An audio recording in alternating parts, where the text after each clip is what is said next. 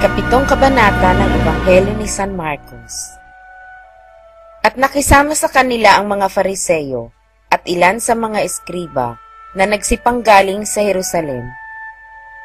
At kanilang nangakita ang ilan sa kanyang mga alagad na nagsisikain ng kanilang tinapay ng mga kamay na marurumi sa makatwid bagay mga kamay na hindi hinugasan. Sapagkat ang mga Fariseyo at ang lahat ng mga Hudyo ay hindi nagsisikain kung hindi muna maghugas ng maingat ng mga kamay na pinanghahawakan ang mga salit-saling sabi ng matatanda.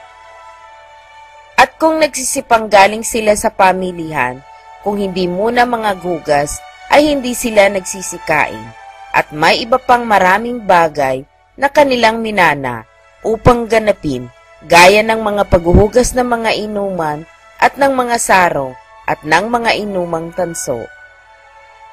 At siya'y tinanong ng mga Fariseyo at ng mga eskriba, bakit ang iyong mga alagad ay hindi nagsisilakad ng ayon sa salit-saling sabi ng matatanda, kundi nagsisikain sila ng kanilang tinapay ng mga kamay na karumal-dumal?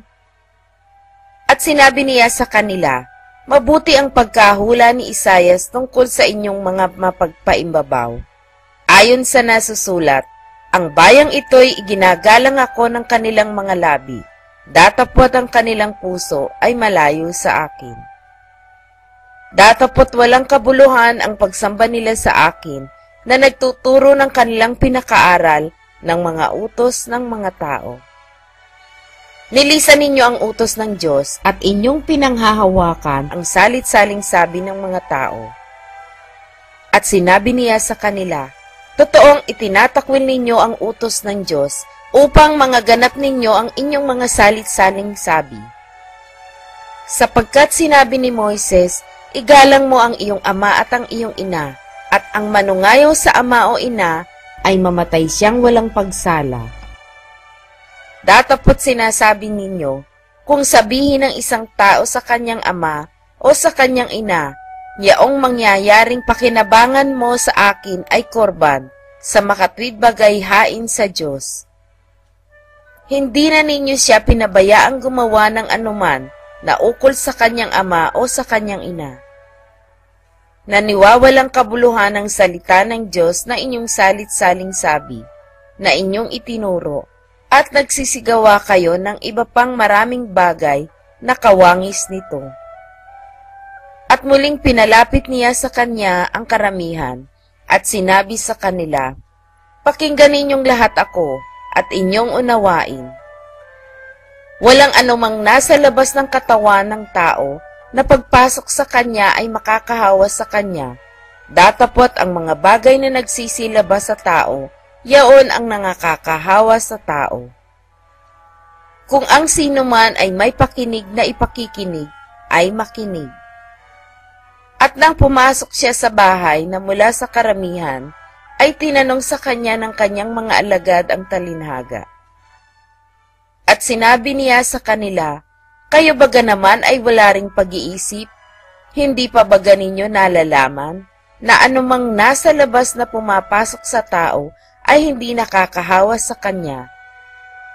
Sapagkat hindi pumapasok sa kanyang puso, kundi sa kanyang tiyan, at lumalabas sa dakong daanan ng dumi. Sa salitang ito'y nililinis niya ang lahat ng pagkain. At sinabi niya, ang lumalabas sa tao, yaon ang nakakahawa sa tao.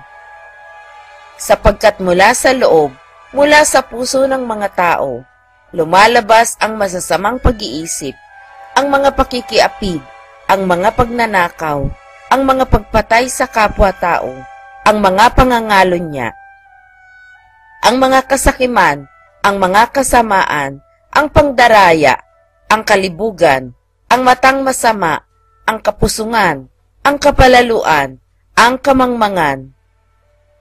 Ang lahat ng masasamang bagay na ito ay sa loob nagsisipanggaling at nangakakahawa sa tao.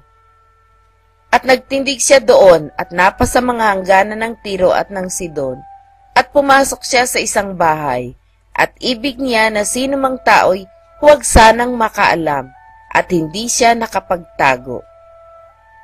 Ngunit ang isang babae na ang kanyang munting anak na babae ay may isang karumal-dumal na espiritu, pagdakay ng mabalitaan siya, ay lumapit at nagpatira pa sa kanyang paanan.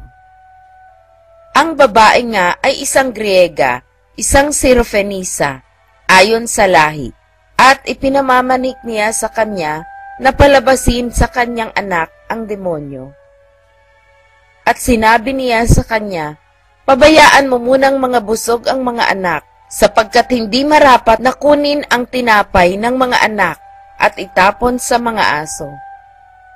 Datapot siya'y sumagot at sinabi sa kanya, Oo, Panginoon, kahit ang mga aso sa ilalim ng dulang ay nagsisikain ng mga mumo ng mga anak. At sinabi niya sa kanya, dahil sa sabing ito, humayo ka, nakaalis na ang demonyo sa iyong anak. At umuwi siya sa kanyang bahay, at narat na ng anak na nakahiga sa higaan, at nakaalis na ang demonyo. At siya'y muling umalis sa mga hangganan ng Tiro, at napa sa Sidon hanggang sa dagat ng Galilea, na kanyang tinahak ang mga hangganan ng Decapolis. At dinala nila sa kanya ang isang bingi at utal, at ipinamanhik nila sa kanya na kanyang ipatong ang kanyang kamay sa kanya. At siya'y inihiwalay niya ng bukod sa karamihan, at isinuot ang kanyang mga daliri sa mga tainga niya, at siya'y lumura at hinipo ang kanyang dila. At pagkatingala sa langit, ay siya'y nagbuntong hininga at sinabi sa kanya, Efata, sa makatwid bagay mabuksan. At nangabuksan ang kanyang mga pakinig, at nakalagang tali ng kanyang dila, at siya'y nakapagsalitang malinaw. At ipinagbilin niya sa kanila na kanino mang tao ay huwag nilang sabihin, ngunit kung kailan lalong ipinagbabawal niya sa kanila, ay lalo namang kanilang ibinabantog. At sila'y nangagtaka ng di kawasa, na nangagsasabi, mabuti ang pagkagawa niya sa lahat ng mga bagay, kanyang binibigyang pakinig pati ng mga bingi, at pinapagsasalita ang mga pipi.